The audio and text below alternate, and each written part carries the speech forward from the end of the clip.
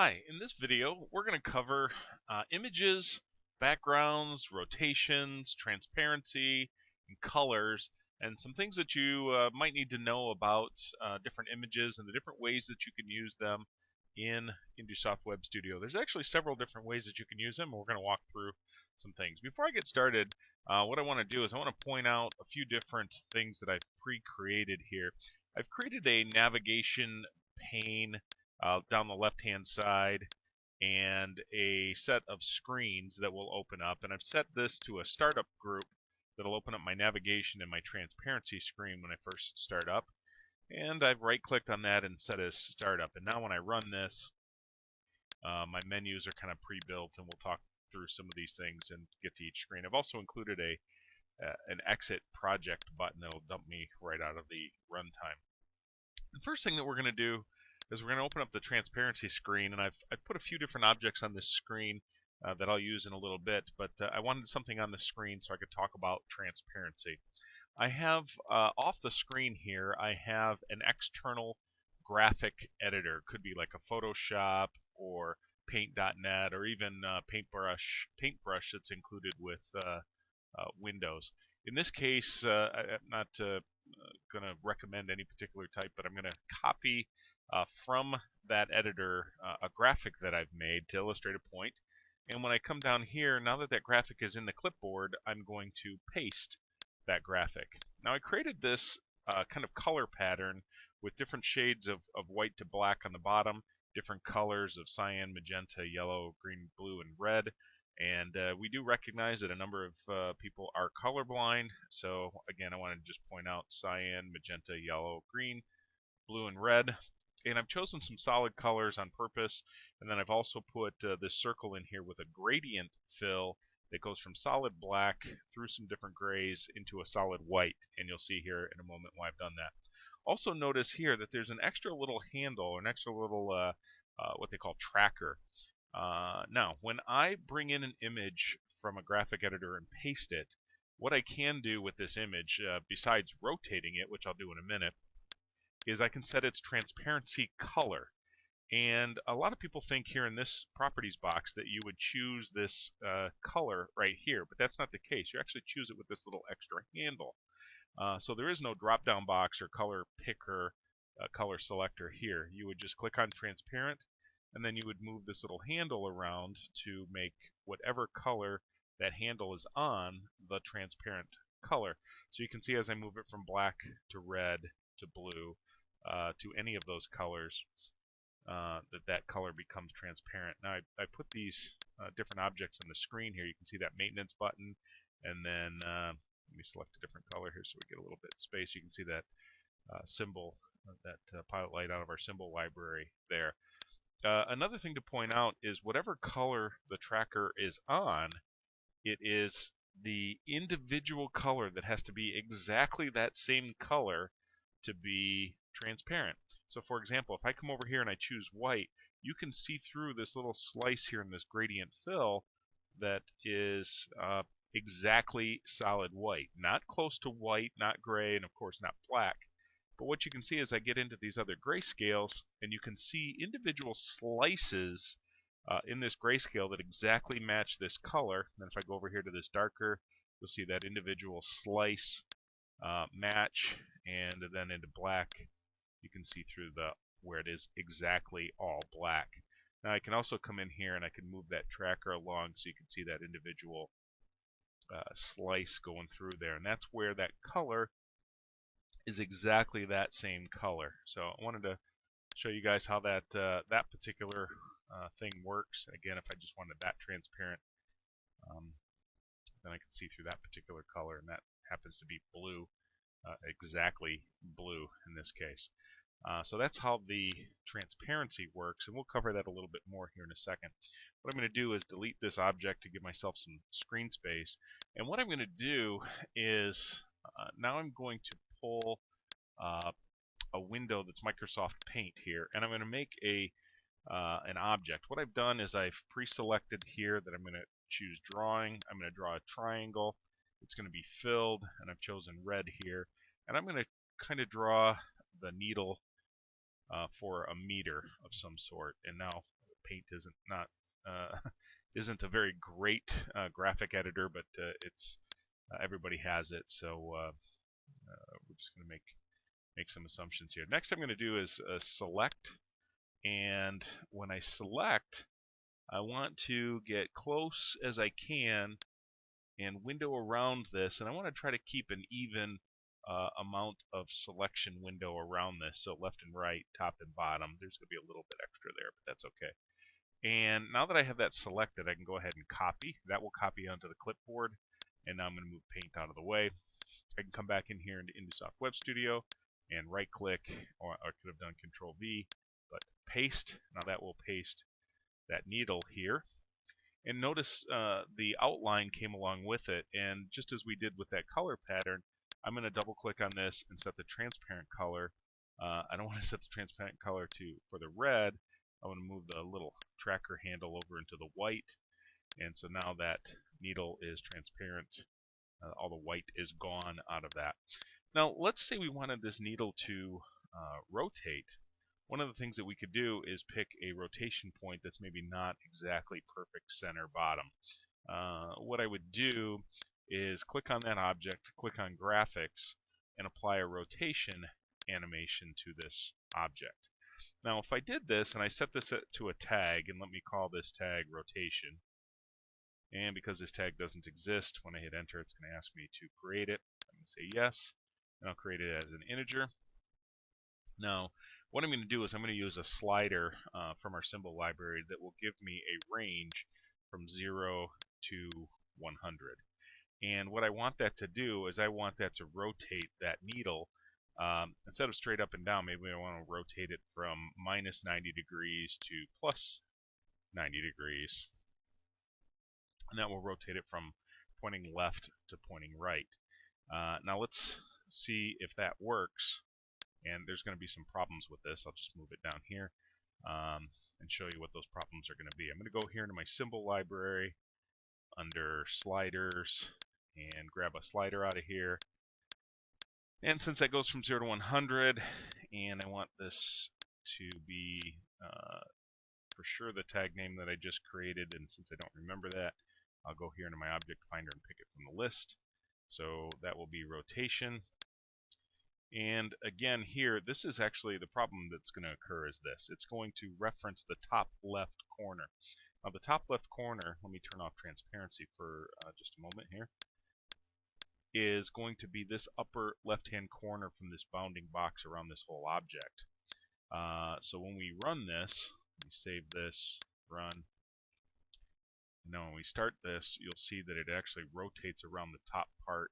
And not exactly the point, it's rotating around that top corner where that white box is around that.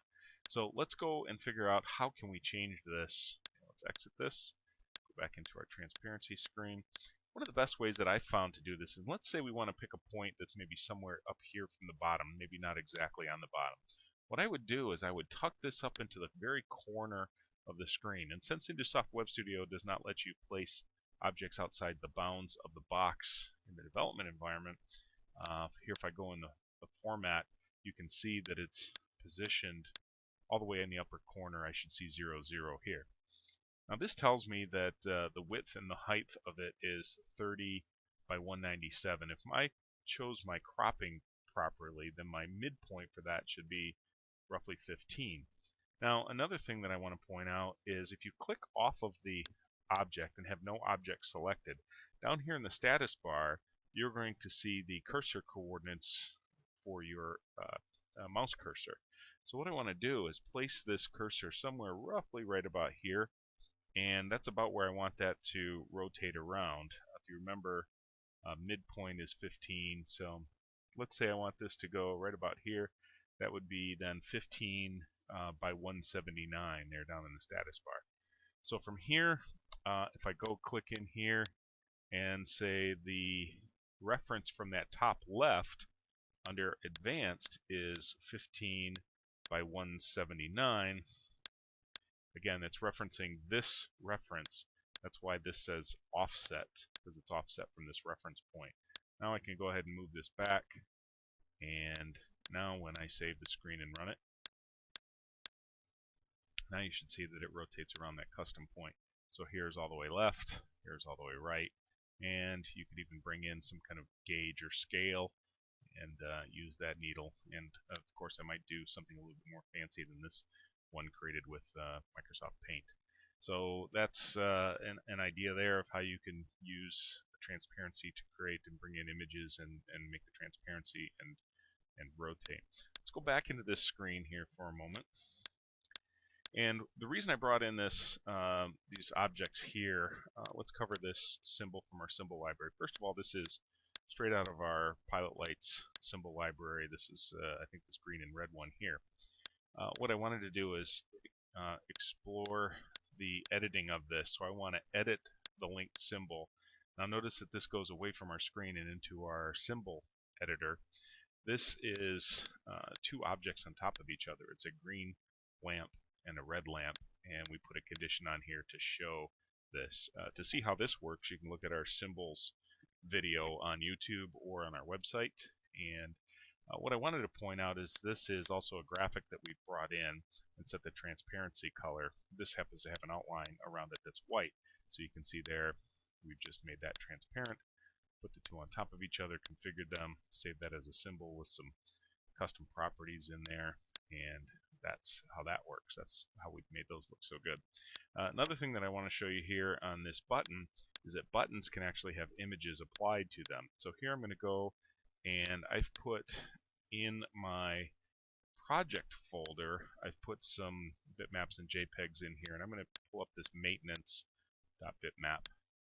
And when I point to that, what it's going to do is put an icon here. Now, I've pre-configured this. By default, this will come in with no transparency color. It'll come in with a different transparency color. So what you'll see is the white rectangle around that. And what I was going to show you is that if we select this color, the background of that will then disappear. The other thing that is by default under images is it's normally above the text. And I'm going to go in here and set this to the left. And I'm going to set the offset back to 0. I forgot to set that back after I was doing my test. But this is what it would have looked like by default after I moved it to the left position. If I want to then move that away from the center line, I would set the number of pixels away from the center line that I want to do that. So I'll move that over by 15 pixels, maybe 20 pixels to kind of balance it out with the text. And so that's how we would put a button on, an image on a button. So that's a couple of things that I wanted to show you there. Let's then go to, save that. I'll then go to the linked picture screen. Now I happen to have two linked pictures in my project folder. And what I'll do is I'll call this up and bring this down here. In my project folder, I have the maintenance.bmp, which you just saw, and then I also created one that's an alert, which is a yellow rectangle with an exclamation point inside of it. Now, what I've done here is I've used this, under libraries, you're going to find this linked picture icon. And when I place that linked picture icon, it lets me point to a bitmap file or an image file. In this case, I'm going to point it to the bitmap file. And when I did that, it brought this object in. So here's the linked file. Now what I've done is I've put a configuration in here. I could just simply put, let me copy this here, or cut it. I just could simply put maint.bmp in here, and when I refreshed that, it would show my maintenance icon. What I've done is configured this so that it can be used as a string, a tag, called picture name. And I pre-created this before I was testing, before I created this video. So I've already got picture name created as a string type tag. Now, I can change the tag for this. I created a, let's see here. I created a string entry point here, put some pound signs in and told it to go to picture name, and that will allow me to change the string that's in here and point to either alert or maintenance. So let's go ahead and run that, and let's see how this works. If I run this, then go to our linked picture screen. Here I'm on alert. I can type in main, and it'll go to the maintenance. It'll switch that. Now this is a very small icon-like graphic. It could take up the whole page or a partial page or a quarter of the page for that matter. I can go back to alert. And also what I wanted to do is I wanted to show you how I configured these buttons. So I configured buttons to go through the different pictures. You could do the same or have scripts running in the background that would change those based on conditions maybe in the PLC or whatever controller you're using. So let me show you how I configured those buttons here. So under linked picture, I'm just doing the same thing that I basically did here, but I'm doing it manually. I'm setting the tag called picture name to MAINT within quotes, and then here I'm doing the same thing with alert. Another thing that you might want to do here is enter the path where your project is stored. Now there is a built-in function, and what we're just going to do here, and because I already have this pasted or copied into the clipboard, I'm just going to paste it back. So there's our picture name that we had there before. There is a built-in function called getAppPath, and then it's got open and close parenthesis, and then I enclosed all of that inside of curly brackets. So that gets the application path down to the level where my project is. So that gets me right to this level. So then I can choose either one of these bitmaps. This way, my application will be portable. Wherever I decide to move this folder on this computer or another computer, it will always be able to find where those graphic files are at. So that's something that you can do with the linked picture object. Okay, so the next thing that we're going to cover here is some colors. I'm going to save this and move to our color screen. Now I've preset this up with a button here. This is one of our push button objects, normally found right here, that will create a toggle or a maintained for tag called button value, and that will just, when I press it, it'll write a 1. When I press it again, it'll write a 0. And I've changed the configuration to change the colors. Now, the other thing that I've done here that maybe you don't know is that here in the caption field, inside of curly brackets, I can put the tag name, and then it will show the value of that during the runtime. So, what I can do is then take that button value tag, and forget about this extra stuff here I have on the screen for a moment. I'm just going to put a circle here next to this button, and I'm going to use that button value tag for a color animation. And so I'm going to go in here and grab the button value tag, and notice here with the little icon it is a Boolean type tag, and it will change red when it's off, green when it's on, based on limit. So now when I run this screen, and again, forget about the other stuff on the screen for just a moment. When I toggle that, it goes to 1, and it changes that color. When I toggle that, it goes back. Now that's based on limit, and in this case it's a Boolean, but we're going to get a little bit more fancy with that. So I'm just going to move this out of the way, and I'm going to bring this one into play. Now what I've done is, let's assume that we wanted to have some kind of notification.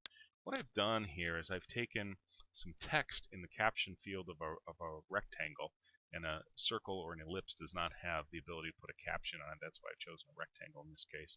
So here I've put circuit is, and that's just some plain text labeling what this button is. But then it's going to be followed up by this stuff that's in curly brackets. Now, in curly brackets, we can put a tag value, as we did here on this button, or we can put one of our built-in scripting language functions. And I've chosen to use the if command. And the if command, if function, the built-in scripting function called if. And the way this evaluates is, this is the evaluation expression, button value. So it will evaluate if this is true or false. And if this is true, then it uses this value, this next value between commas here. And if it's false, it will use this. So it's kind of an if, then this, or if, then else, then this is the case. So when I use this, if this is true, it's going to show the word on, and if it's false, it's going to show the word off. So the way that this works, when we run this, go to our color screen, it says circuit is off, and when I change this, now it says circuit is on. So we've gotten a little bit fancier with this, and again, that's only one object. It's a rectangle with a caption on it, as well as a color animation, so that you don't have to put rectangles on top of rectangles with a piece of text on it. So instead of three objects with different colors and different texts on them, it's just a single object. So let's go get a little bit more fancy here. Again, let's get out of this and go back into our color. And we're going to add a third type condition. And maybe you will know what your quality is. Now, quality can be found on an individual tag. There is a property associated with every tag to find out what the quality is. And there's also a built-in feature in Intusoft Web Studio when you're showing data displays that if you go here under the Project tab under Viewer, you can set to show question marks when quality is not good. Now that will be on text data link animations, but that doesn't always show up when you have text on rectangles or graphics or things of that nature. So I'm going to build an object that basically is this same one here that takes on a couple of different things. It's going to take on the quality, in which I've chosen a tag that I've named third condition. And what we've done here is built in an if statement. Unlike this one where we just have the raw value that's either a 0 or a 1, I've built in this if statement. And I've taken this third condition, and this button here under third condition, when I press it, it writes 123 into that. Now, different drivers and different external communication devices might have different quality values. Quite often for an Intusoft Web Studio built-in driver, 0 means we have no error condition, and some value that's non-zero means that there's a problem. In a similar fashion, OPC has different values for their quality statements. So I wanted to make this something different than just 0 and 1 so you could see how we're using this. So here, when I get, let's say I get bad quality, it's going to be 123. So when I'm setting that up by this button here. Now in this rectangle, what I've done is I've put a if statement that says if the third condition is 123, then the value becomes 2. If the value becomes 2, then I'm going to come down here and reference this and change it to yellow. Else, it's just going to let the button value from up here show through. So if the quality is okay, it's going to either show red or green. If the quality goes bad, then it's going to show yellow. So this way I can change that color. Now let me go ahead and run this and show you that. So if the quality is okay, then I just get the color from this button. So circuit is off, circuit is on. And if I get bad quality, then I've changed the color to yellow. So it's gone from green to yellow. And let's say it's red here, it goes from red to yellow. And regardless what the circuit condition is, if the quality is bad, you don't know what that condition is, so we've changed it an entirely different color. I've also changed the text up here, and I've matched what we do under the project properties there with the question marks, and I'll show you where I've done that.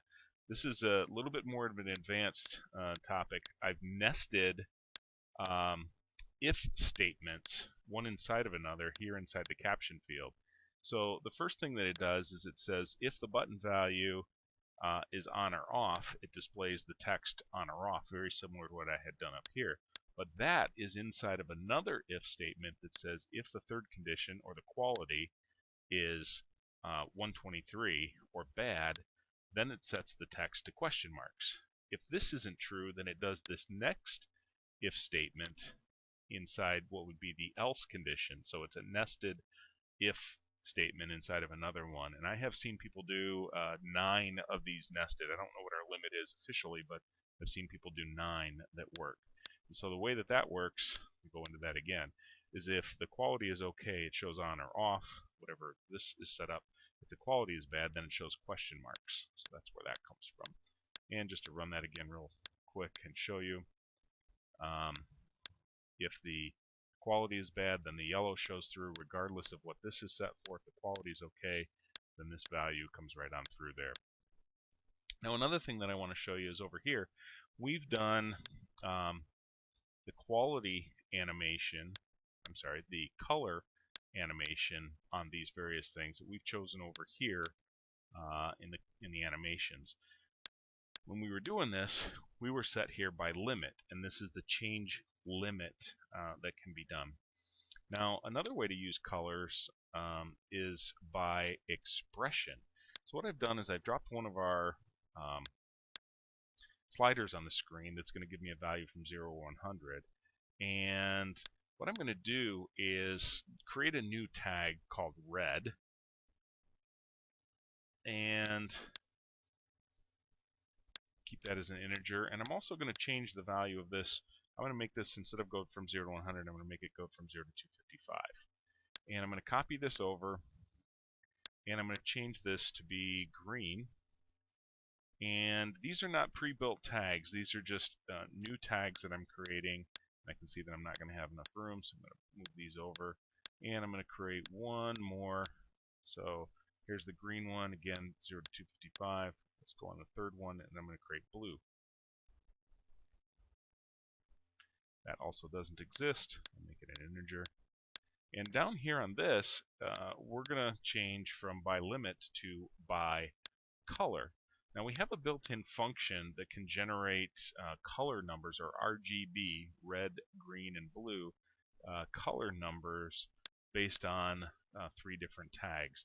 And here under functions, if we scroll down to RGB, there's this thing called red, or RGB color, and you put in a tag for red, tag for green, tag for blue, and it will give us all of that. And since when I named this, I didn't put this little NUM in front of it, I'm going to go ahead and get rid of those. And the help, that was just showing that those have to be numbers of some sort.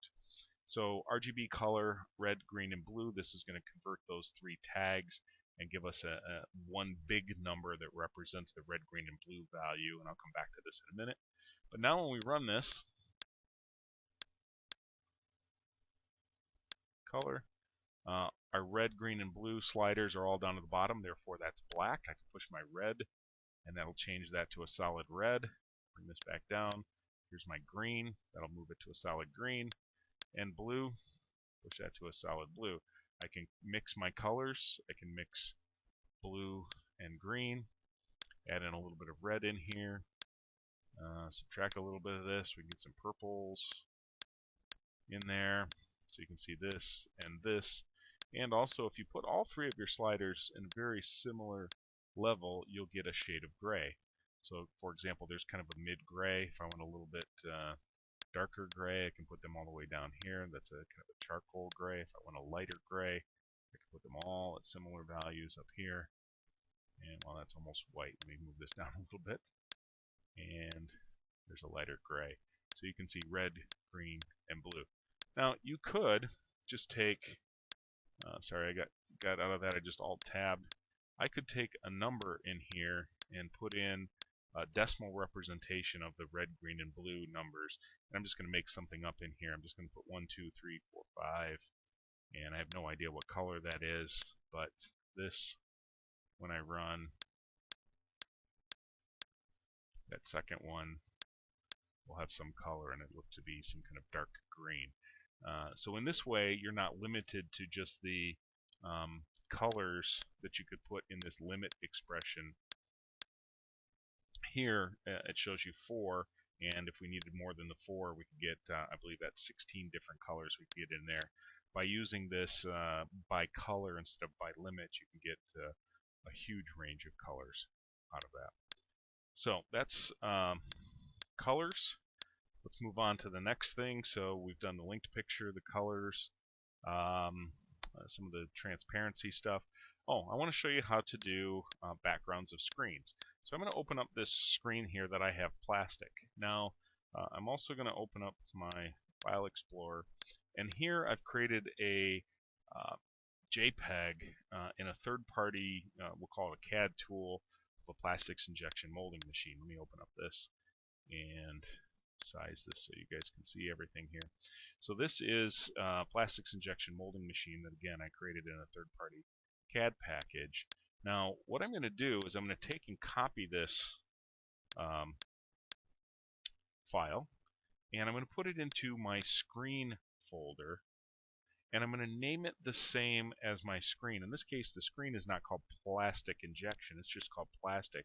So I'm going to go get rid of the word injection here, and you can now see that JPEG is named the exact same as the screen file, so it's plastic.jpg.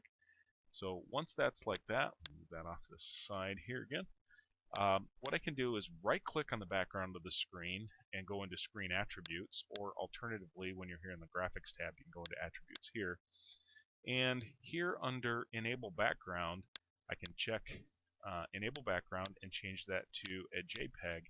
And you don't even have to type in the name. As long as the name of the JPEG or whatever file type you have chosen here matches the screen name, it will just become the background of your screen. Now the nice thing about this is because it's not really an object on your screen, it doesn't get selected, and if you have different objects on top of it, you can window around those objects and not accidentally select a graphic that you brought in.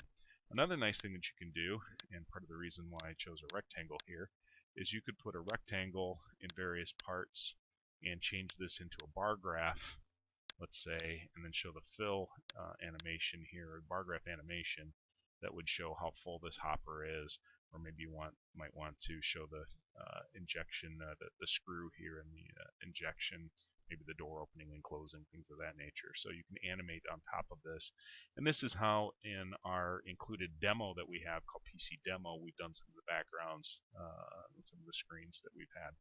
Now alternatively, you can, and one of the reasons why I created this screen called Other Screen, if I want to reference the same graphic on multiple screens, the same background, I don't have to copy that over and over and over again and take up hard drive space. What I can do here is say, I'm going to use this as JPEG, I'm going to enable the background, but I'm going to make this a shared image, and what do I want to use? In this case, I'm going to call it plastic, and you don't need to type the extension, it gets it from here, say OK. And now that's a way that I can reuse that one graphic over and over and over again. So there are quite a few different items that we can do for images, transparencies, backgrounds, rotation, and how to select a custom rotation point, putting an image on a button, color animation both by limit and by color, a linked picture and how to change it a couple different ways to do that, and the background image on an individual screen. Hopefully you found this video helpful and useful, and thank you for your time. Appreciate it. For more information about IndieSoft Web Studio, please contact us via any of the methods shown on the slide above.